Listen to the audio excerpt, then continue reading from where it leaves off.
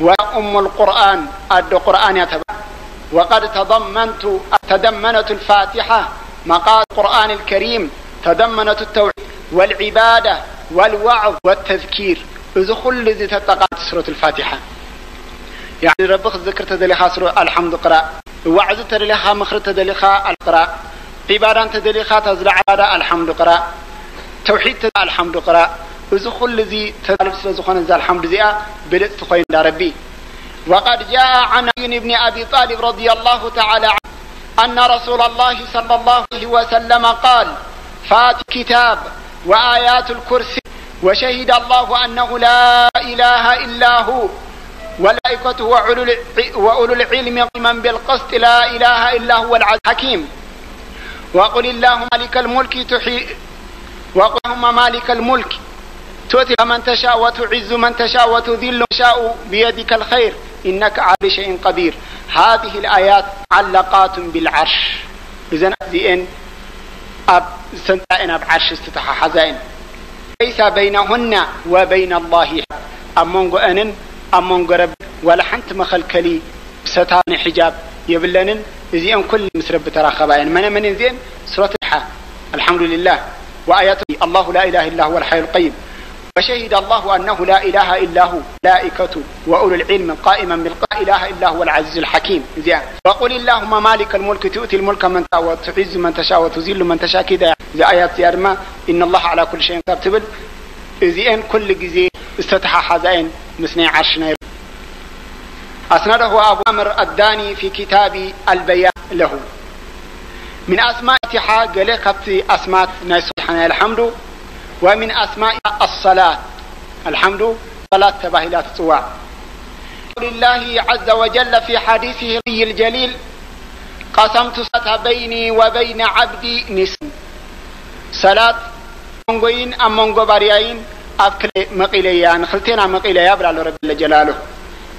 ولعبدي ما سأل نباري زحات تخبئ الحمد دحر مقرؤ. فإذا قال العبد الحمد لله رب العالمين قال الله تعالى: حمدني عبدي. حاد باري يا ربي كله الحمد لله رب العالمين دحر دايلو إذناته زربا قال زربا يكون ربي سبحانه وتعالى بحد سزبولي الحمد لله رب العالمين تدايلو باري يا يبلا ربي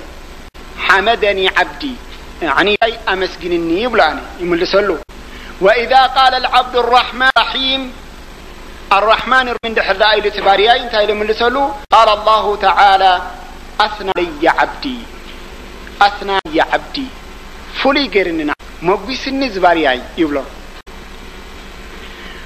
وقال العبد إياك نعبد وإياك نستعين لا وإذا العبد الرحمن مالك يوم الدين مالك يوم الدين اندحر دايلني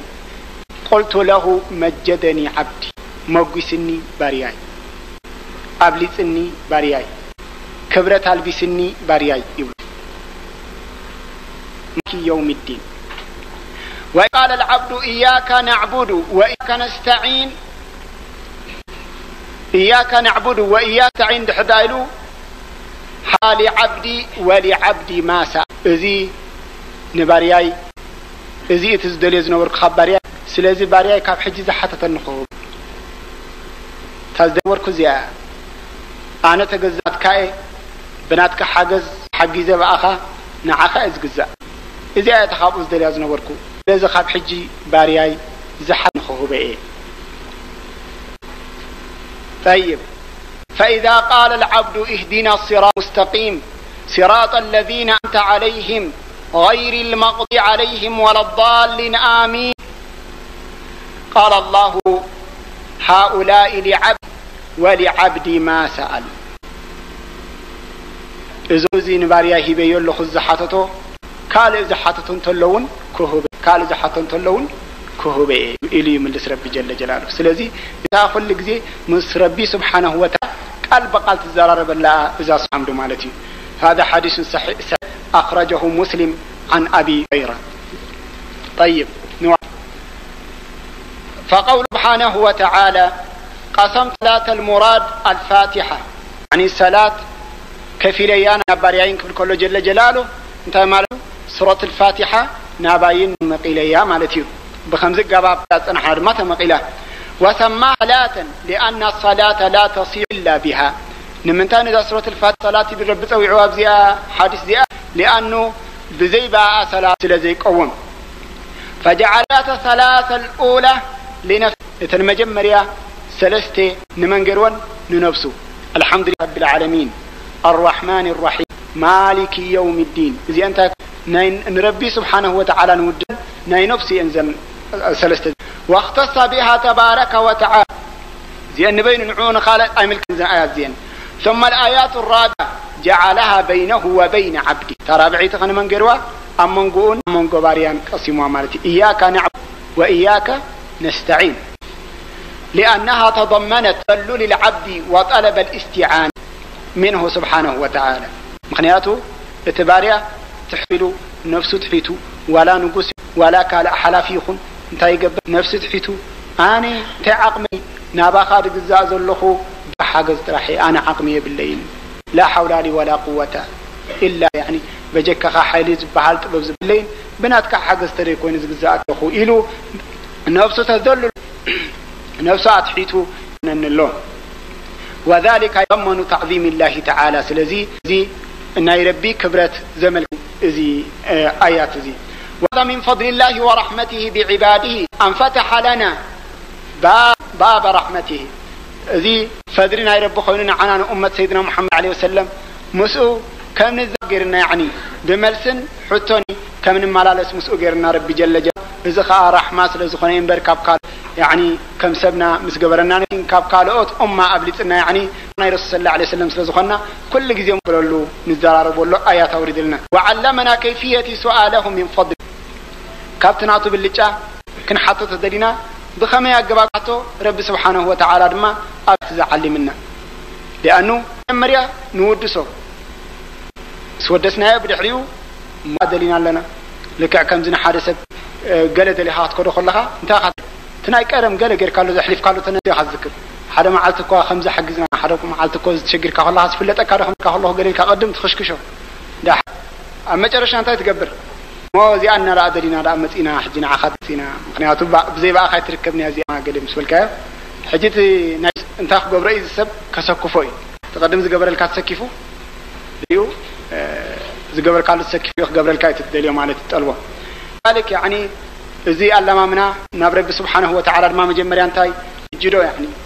السخاء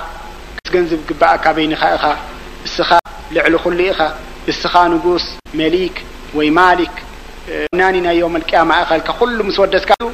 ومهدي النات الهداية من قدرنا إلنا بدحريو نابتن الدليون مدتيو ومن أسمائها الحمد كمون الحمد تباهل يعني نايم سجانا تباهل التي بدأت بحمده سبحانه وشكره على نعم والاعتراف بفضله مخنياته زياب بمسجانا سمر الحمد تباهلا بمسجانا سبحانه وتعالى بتحميد سورة الحمد تباهلا سواء إقرار بمنته وتعليما للعباد أمده سبحانه وتعالى وره ليديم عليهم